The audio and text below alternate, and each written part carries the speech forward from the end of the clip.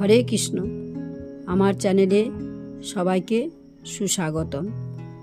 ভক্তদের কৃপা ছাড়া কখনোই সম্ভব নয় হরিকথা বলা বা আধ্যাত্মিক লাইনে উন্নতি করা।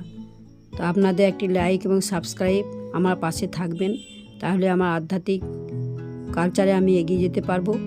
শ্রবণং মঙ্গলম, যে শ্রবণ করে তারও মঙ্গল, আর যে বলে তারও উন্নতি। শুধু আধ্যাত্মিক উন্নতির জন্য আমার বলা। আজকে আমি উদ্ধব সন্দেশ, মহানাম ব্রত ব্রহ্মচারের উদ্ধব সন্দেশ বইটি থেকে আজ তৃতীয় অধ্যায়টি পাঠ করব। খুবই সুন্দর এই বইয়ের উদ্ধব সন্দেশটা, যে একবার পড়েছে তাকে বারবার পড়তে মন হবে। তো এখন মানুষের হাতে পড়ার সময় খুব কম, তাই আমি উদ্ধব সন্দেশ বই থেকে আমি বলছি তৃতীয় অধ্যায় থেকে। যখন ব্রজবাসীকে ছেড়ে কৃষ্ণ চলে গেল